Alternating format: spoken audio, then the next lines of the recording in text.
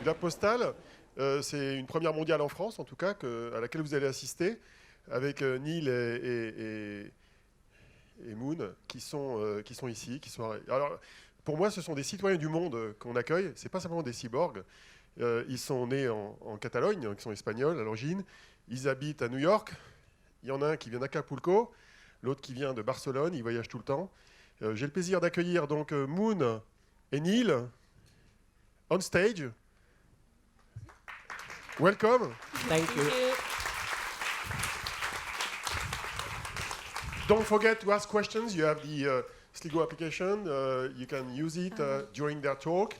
And I will ask them questions at the end of the talk. Neil and Moon, up to you.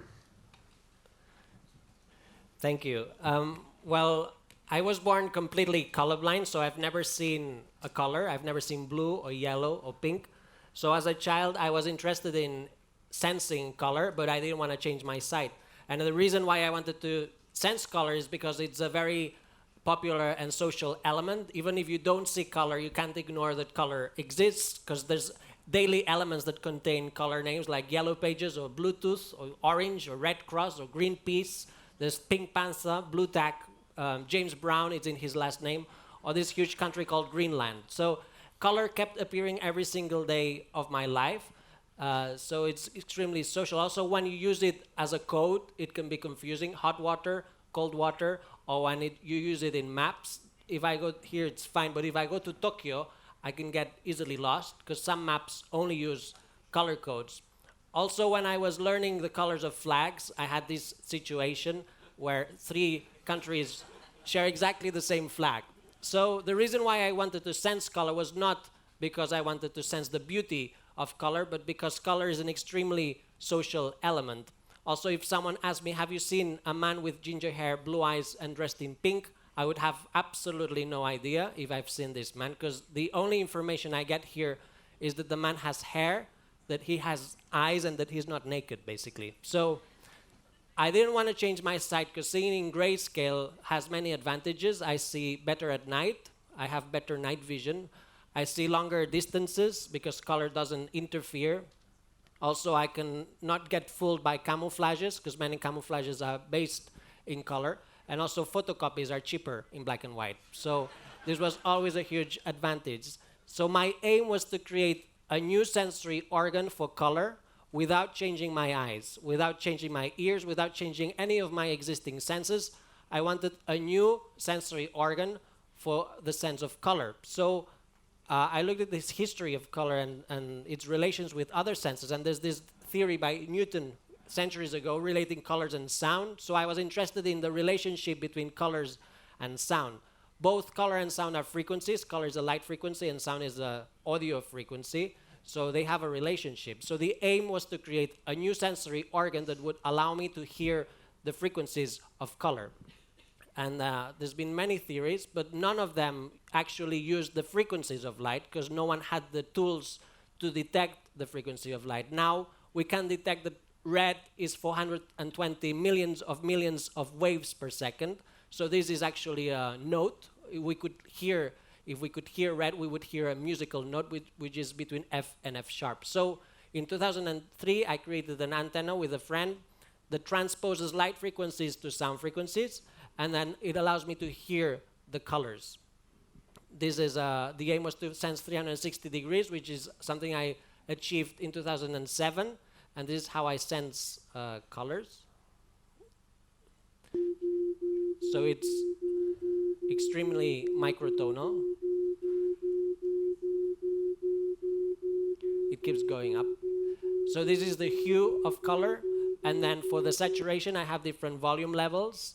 So from loud to soft, depending on the saturation.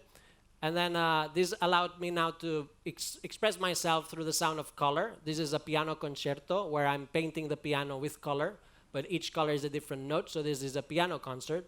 And also, if you use this antenna on pianos, you can allow the piano to play itself by placing colors in front. So if you put red in front of the piano plays the note F. If you put blue, the piano plays the note C. So the piano can play the pianist. In this case, it was playing my socks here.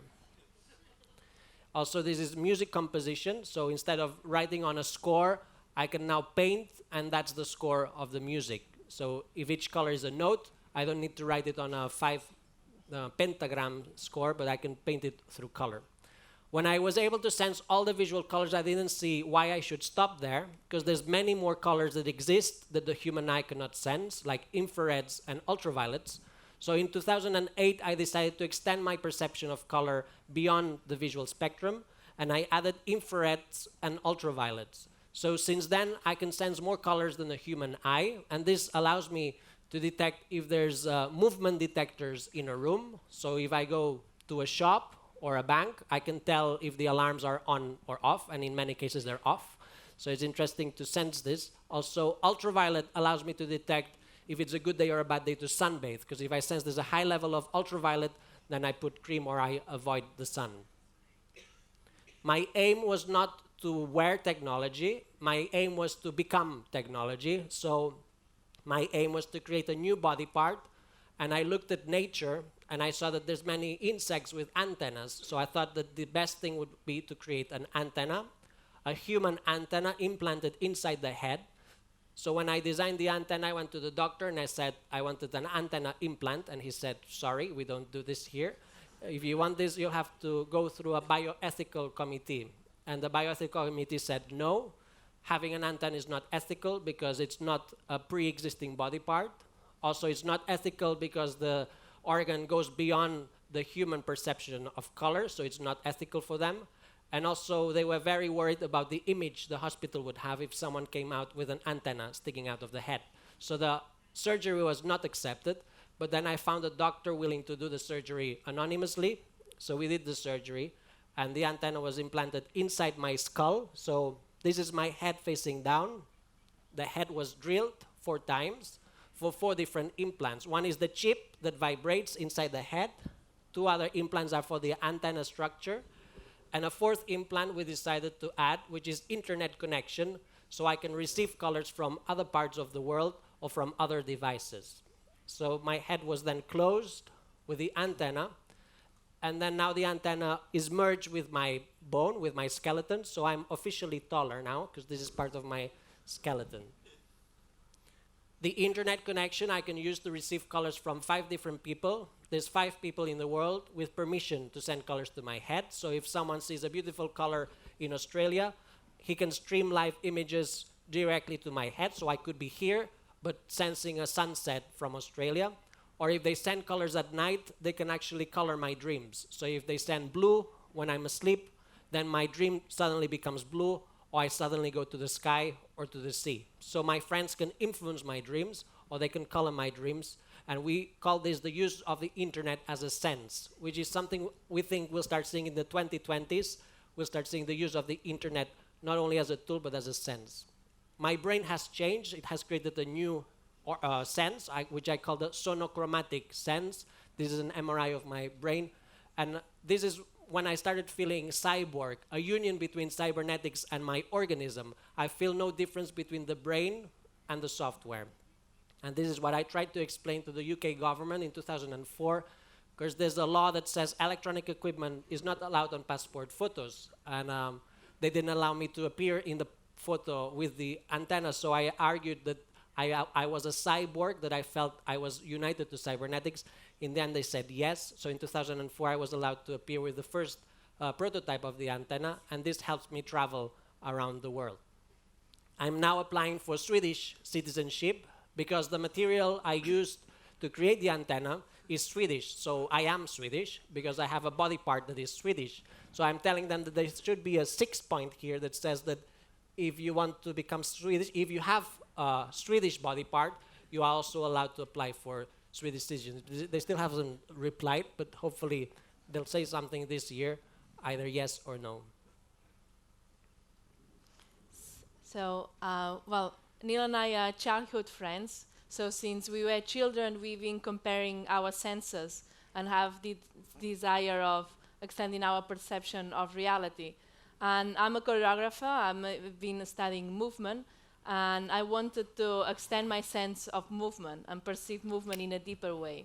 And in order to do that, I did several experiments. And the first I did was about a speed.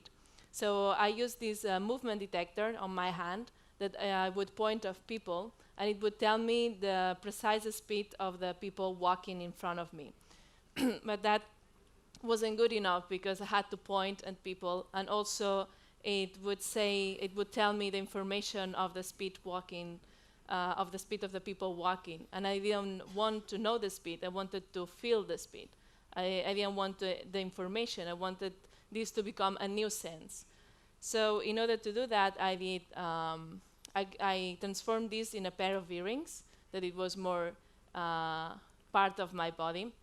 So every time that someone was walking from right to left, I would feel a vibration on my right ear and then on my left ear. And depending on the interval of each vibration, I would know the speed of people walking in front of me.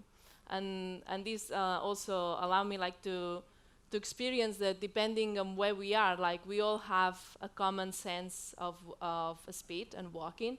We probably walk differently if we are in Paris than if we are in Rome, or if we are in different cities, because we have this common walking sense. And after experiencing this for a while, I decided to turn these earrings around, and that allowed me to feel presence behind me. So this opened a lot my space awareness. And this, for example, is a sense that we give to our machines. Like our cars, most of the time can feel if they have an object behind their bodies, but actually we can. All our senses are focused very in front of our body, but the back of our body are very dead sensory talking. And I think if we all had this, our behavior around the cities would change, and maybe new sports will appear if we all had this presence. That after experience movement through people and through objects, I wanted to experience something more universal, that my sense of movement didn't depend of people or objects. And then I realized that if I was alone in the planet, how could I perceive movement? And as a dancer, you can create movement or you can find movement. And there's so many things that are moving around us, and then it's imperceptible through our senses.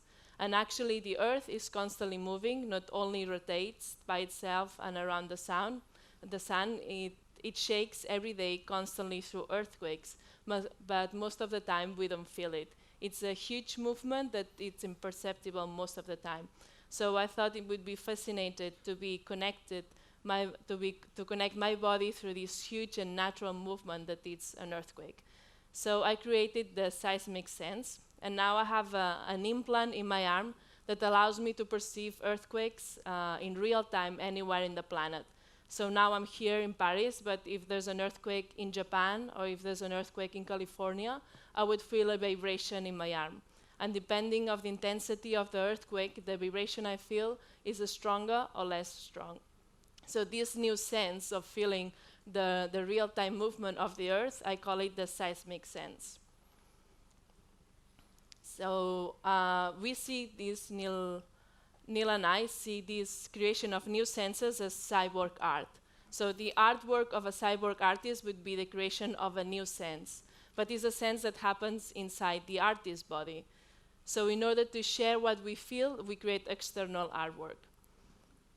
Yeah, so cyborg art is similar to photography, because in photography, there's two parts. One is taking the picture, where the audience is only the photographer. The photographer is the only one experiencing the artwork, and then later the photographer decides whether or not to reveal this experience to an audience by developing the picture. So in cyborg art, it also has two parts. One is the creation of the sense, which is, in my case, I'm the only one experiencing this art. Moon is the only one experiencing this art.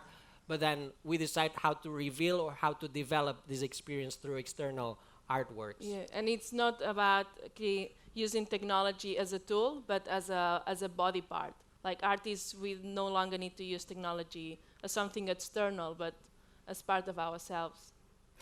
My daily life has changed in many ways. Since I hear color, I can now dress in a way that it sounds good. So I can decide color combinations that sound in a particular way. This is a very positive combination. It's C major, so C, E, and G. So I would dress like this in a positive occasion. This is a minor chord, so I dress like this in funerals because this is a sad chord. And then if I want to wear a song, I can also design clothes with different colors so I can wear a melody. This is a tie that I designed. This is electronic music transposed into a tie. So when I listen to the tie, I can listen to the electronic music. And the longer the tie, the longer the melody. Also, the way I sense design, interior design has changed. If I want a house to sound good, I would paint it like the living room in pink, yellow, and blue, because it gives you C major in the living room.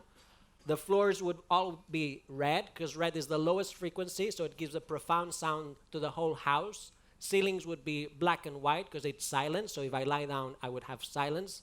Exit doors would be green, because it's in the middle of the spectrum, so it's like a tuning fork, that it tunes yourself before you go out in the street. Bedrooms would have 3 colors: turquoise, which is the note B, pink, which is the note E, and violet, which is the note D. So I would have B, E, and D, bed. So it makes sense to have these 3 colors in a bedroom. And then the kitchens would be violet, because violet is in the higher spectrum of the frequency range. So it keeps you alert. It's a high-pitched note, and it's a color that we don't usually eat, so it doesn't interfere with food.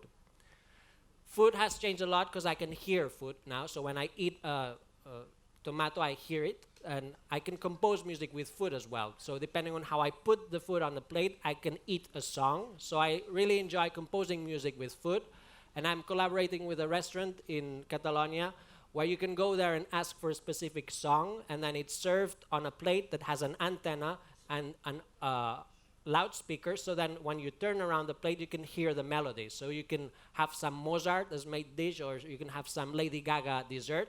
Depending on the music you like, you can then eat it. So as a composer, I can now create music without playing an instrument. By simply looking at objects, I can create music, and I can compose music by looking at different colors. So I really enjoy going around supermarkets, because that's like going to a music store. There's lots of music in supermarkets, especially the zone with cleaning products. That's the most exciting area of a supermarket. There's loud and pop music in that zone. So this is just an example of different colors that have different notes, and you can compose different melodies.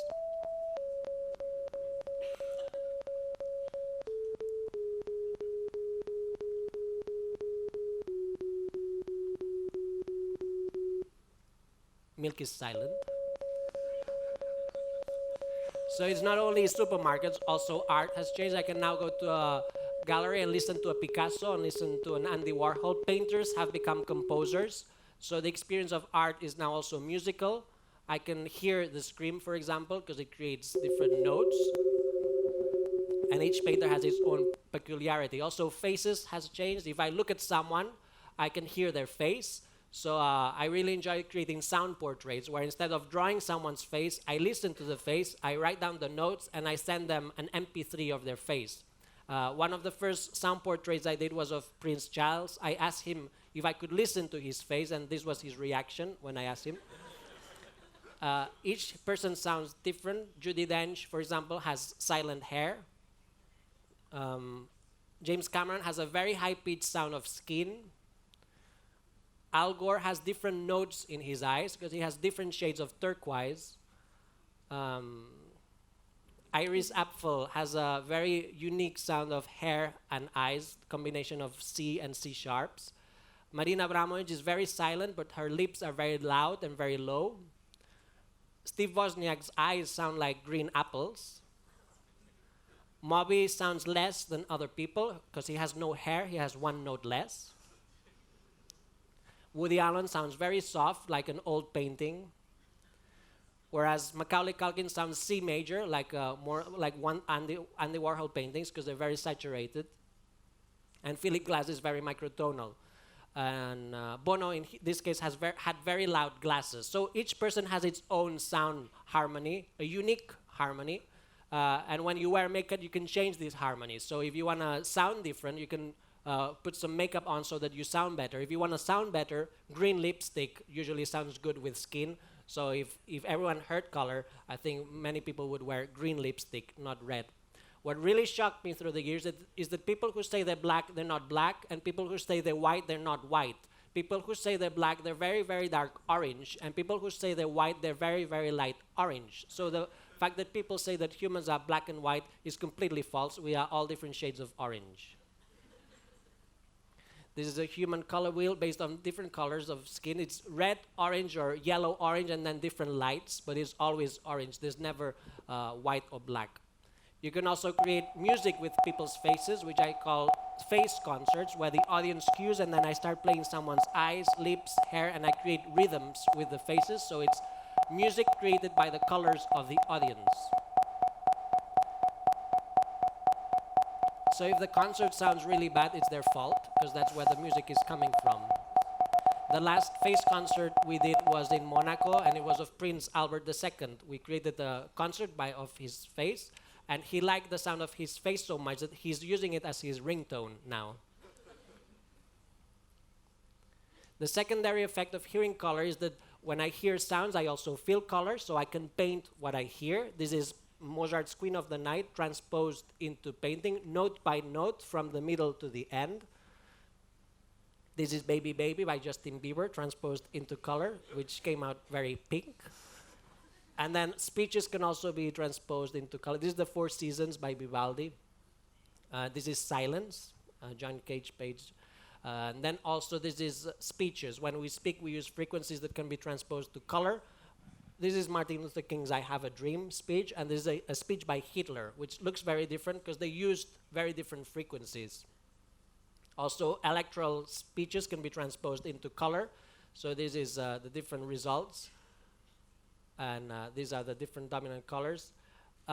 Trump has no dominant color, very similar to Adolf Hitler. They never had, it's really true, they use different frequencies, so there's no dominant color. So in the case of Trump, also Queen Elizabeth II has no dominant color because they use different frequencies. So I still haven't been able to identify the dominant color of Trump. And this is an accelerating car, which creates a rainbow. So these techniques can also be used in music. Musicians can learn the sounds of colors and then perform color. They have no score. The score is the colors projected on the stage. And then they learn the sound palette. And if there's blue on stage, they play C sharp. If there's a different combination, they play a different chord. Also, public sculptures can use this technique where then you can go under this sculpture, for example, and you download an app on your mobile phone, and then you can listen to the sound of the sculpture, and you can listen to music. Also, you can listen it as a projection at night. And with the app, you can actually, it's free app that you can use, and then you can hear the sounds of colors through your mobile phone. So having an antenna in my head has created a lot of conversations with strangers. Since 2004, I've been stopped by different people asking what it is. And people think it's different things. In 2004, people thought it was a reading light. So many people asked me if I could turn on the light. In 2005, 6, people thought it was a microphone, like internet chats. In 2007, 8, people thought it was a hands-free telephone. Many taxi drivers started having one, so they thought it was a telephone. In 2009, many people thought it was GoPro, that I was filming my life. In 2011, 12, they thought it was something to do with Google Glass. So they thought it was something that would be coming next as Google Glass. In 2014, 15, children would ask if it was some kind of extendable selfie stick.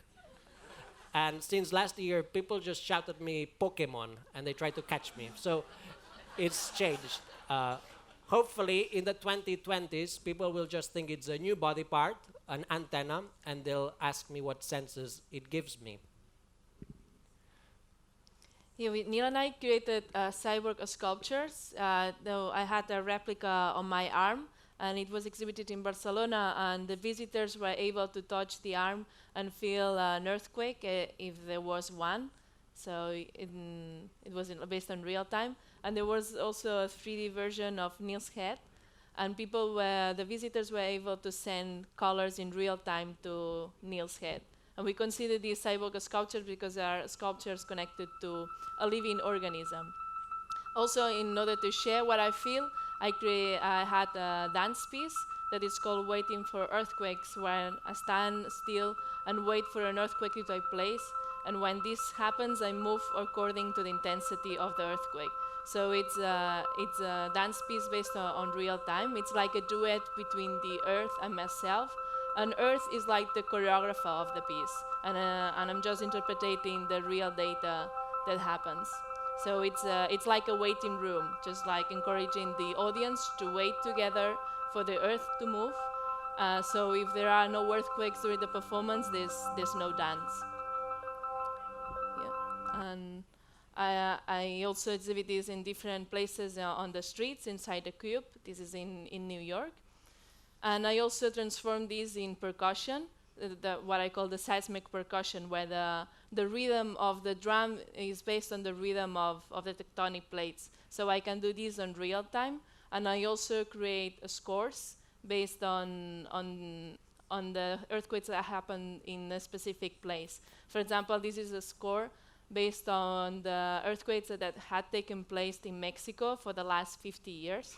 So I collect all the data and I put them all together in 10 minutes. So the piece of 10 minutes was based on the earthquakes in Mexico. And Earth, in this case, is like the composer of the piece. And this is also visual. This is like the earthquakes that happen in the States in paint.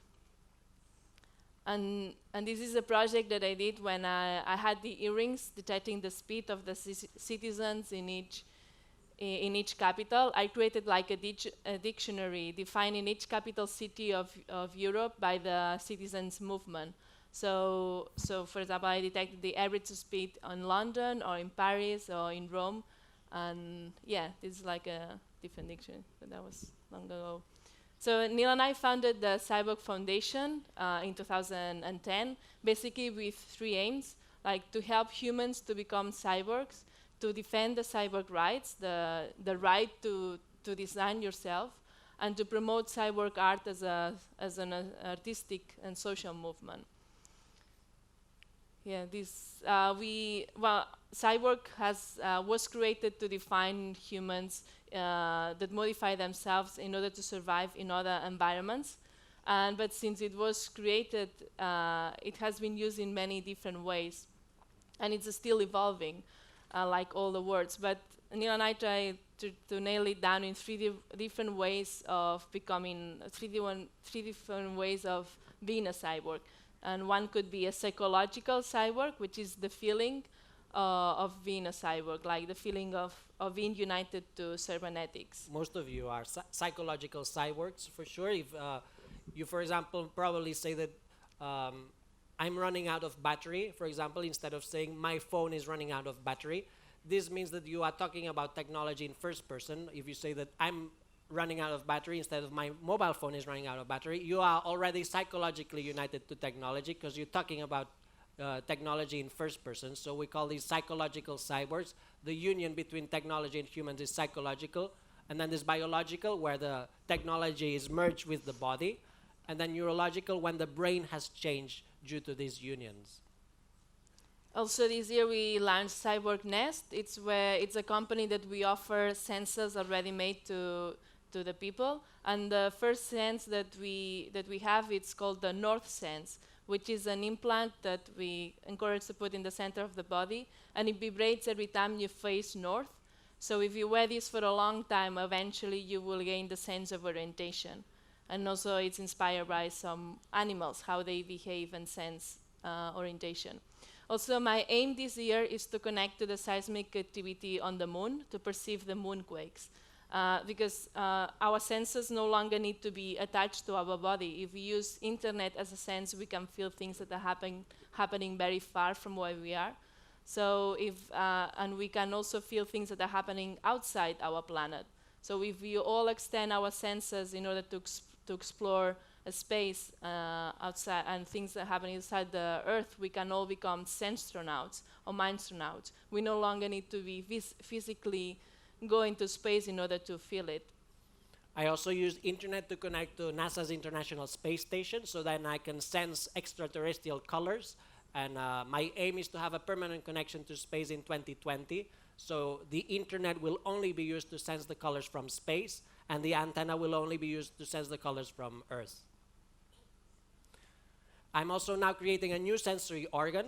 So I'll have a new organ this year. I've had the antenna for 13 years now. So I'm very interested in extending a new sense, which is the sense of time. We all have a sense of time, but 5 minutes is different for everyone because we all have a unique perception of time. So 5 minutes is 5 minutes, the same for everyone, but the perception of 5 minutes is unique to everyone. So the question is whether or not if we have a sensory organ for time, maybe we can influence this perception of time. So I'll have this organ inside my skin.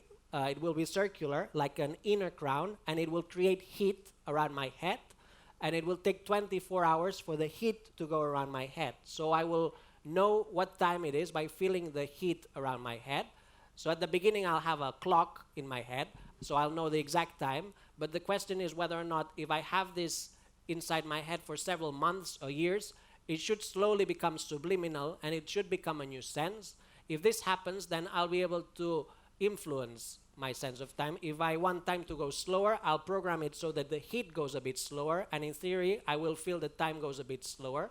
Or if I want time to go a bit faster, I can program it so that time goes faster. So in certain situations, time can be longer or faster. Or if I want to travel in time, I'll be able to program it so it spins forwards or backwards a few times, and so I should feel that I'm traveling in time. Or if I'm on a plane, I'll put it on flight mode so that I travel at the same speed as the plane, so I have less jet lag. So the question is whether or not if we have a sensory organ for time, are we able to modify our perception of time? In theory, yes. That's it's taking Einstein's theory of time relativity into practice. And if it happens, then you can also modify your age. If you want to live longer, the question is not to change your body, but to change your mind. If you fool your mind and you make your mind think that you are 150 years old, then you are living longer. So it's basically, it's an experiment that will start this year, and if it works, then it will change completely my perception of time. We also did a project last year. I had a tooth missing, and I replaced it with a tooth with a light. So in case of emergency, you can just click, and then you have inner light. So if you have a tooth missing, you can also have it replaced with a tooth with a small light. It's called bioluminescence. So in case of total darkness, you can also create light. But then Moon also lost a tooth, and then we decided we would create some kind of system that would allow us to communicate from tooth to tooth. So last year we went to Brazil, and we had we created teeth that when I click, Moon feels a vibration in her mouth, and if she clicks, I feel a vibration. So we both know and learned the Morse code some years ago. So depending on the rhythm, we could send words from mouth to mouth. And we call this a transcendental communication system. And it works through Bluetooth. So you connect it through the mobile phone, and then from Bluetooth it goes to the mobile and then to the teeth. So it's Bluetooth tooth communication. And it worked, so we performed it in Brazil, in Sao Paulo. The audience was giving me a word, and I was sending the word to Moon, and Moon was saying what word, so it worked. The public demonstration of Transcendental Communication System worked. It's a system that works in space, because there's no air conduction in space. It can also work under the water. And also, if you are completely paralyzed, but you can still move your mouth, you can also use this to communicate, because some people cannot create sounds with their mouth, so it can also work. Yeah, now that Neil and I feel cyborgs, we actually don't feel closer to robots or to machine. We feel closer to other animals and to nature, because it's very different to know that the planet is moving than to feel that the planet is moving constantly. And also, we feel that we should admire other species living in our planet, because there's so many senses that probably we think that it's science fiction, but actually it's part of our nature, and some other species perceive the planet in a very different way. So Moon and I define ourselves as trans-species, which we think is a concept that in the 2020s will be more common. There will be more people defining themselves as trans-species, people who add senses that are not traditionally human, people who add organs that are not traditionally human. In my case, I'm adding senses and organs that are traditional for other species, but also you can create completely new senses that are not traditional for any other species.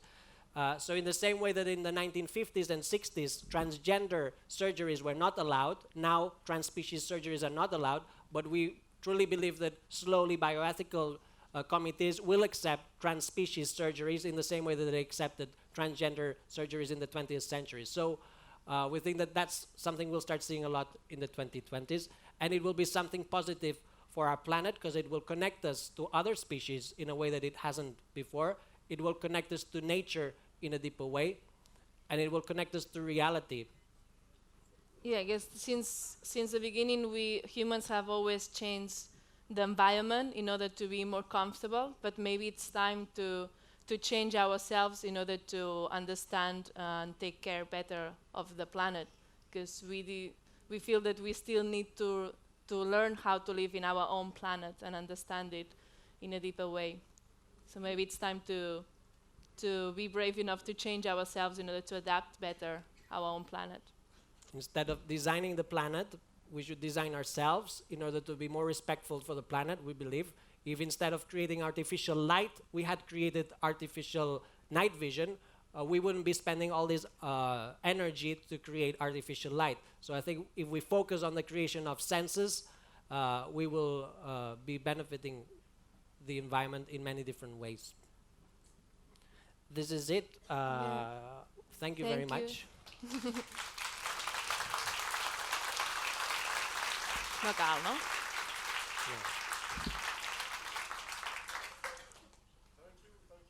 no? Okay.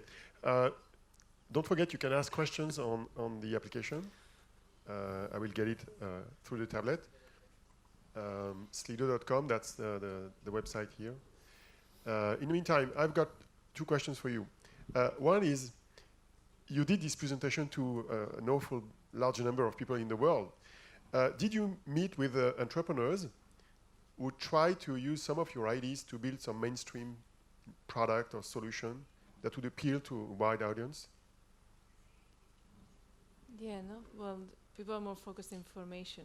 Yeah, now, currently, most companies are interested in artificial intelligence.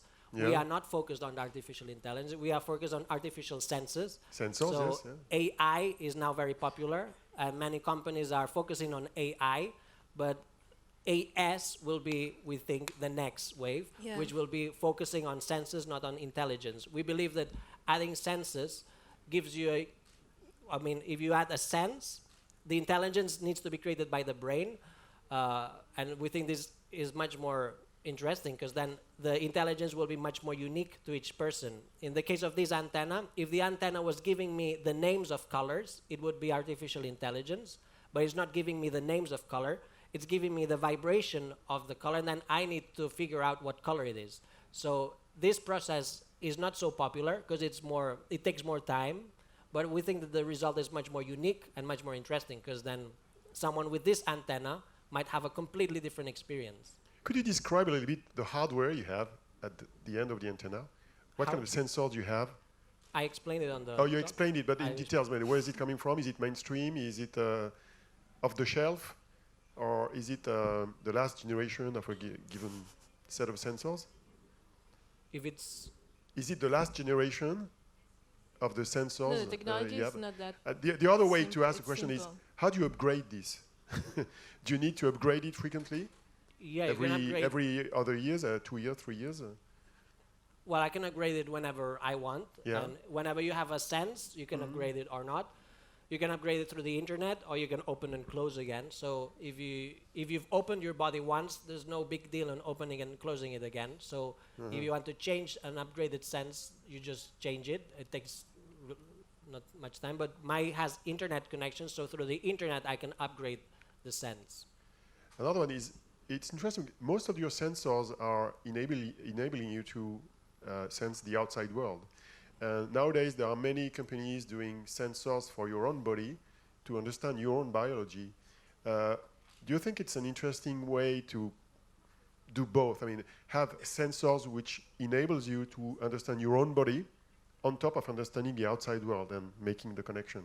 Yeah, I guess the things there's two ways of using technology as an input or using technology as an output. Yeah. And I guess to understand your body is also a very practical use, but we use it as a sense because it changed your experience.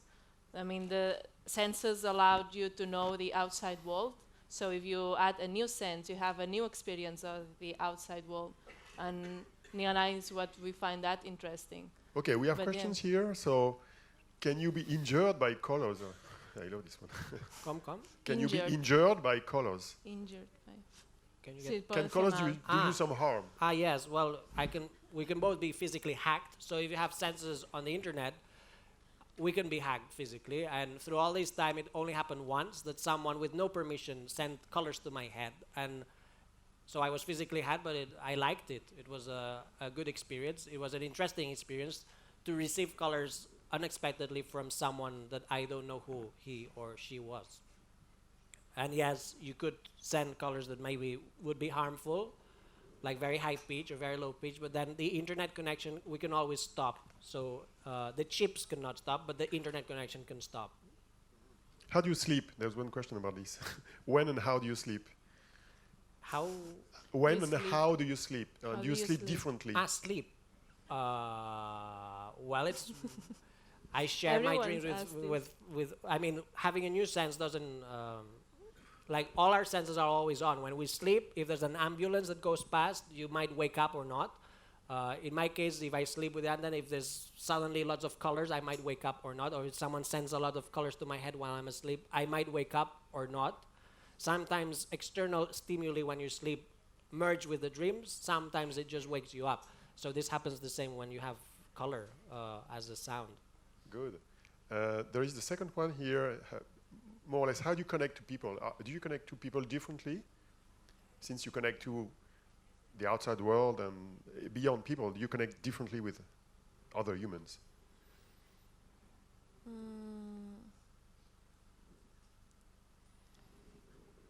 Maybe. Well, I guess when you have a new sense, at the beginning when I had to get used to all these vibrations, I guess I would like pause when I talk or like be more distracted. But then when you get used to it, then you communicate likewise. But I guess we lack to share the experience that we feel. I would like to ask one last question, but from the room, because it's interesting to have an application, but if you have real human in the room, I see a couple ones. Anybody wants? Vous voulez poser une question avec un micro?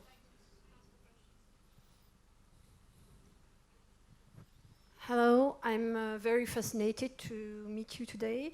You seem very attracted by new sensations. Do you have limits? What are your limits?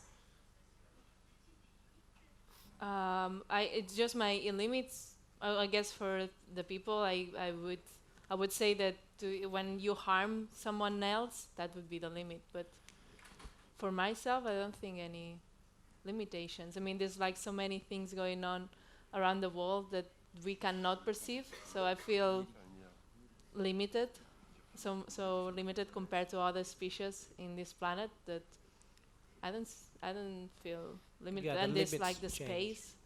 Yeah. Or the limits change, so maybe do you have your own rules? Because you are unique in a way.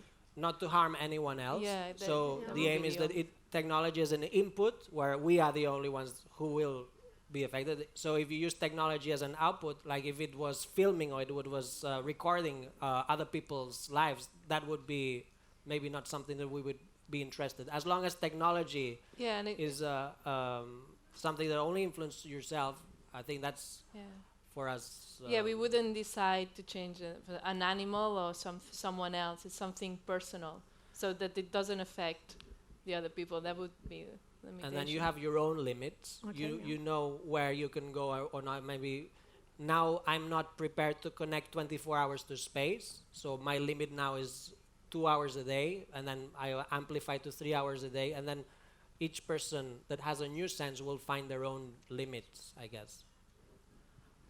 Okay, merci beaucoup. Thank you. We are over time. Okay. Thank you, Neil. Thank you, Moon.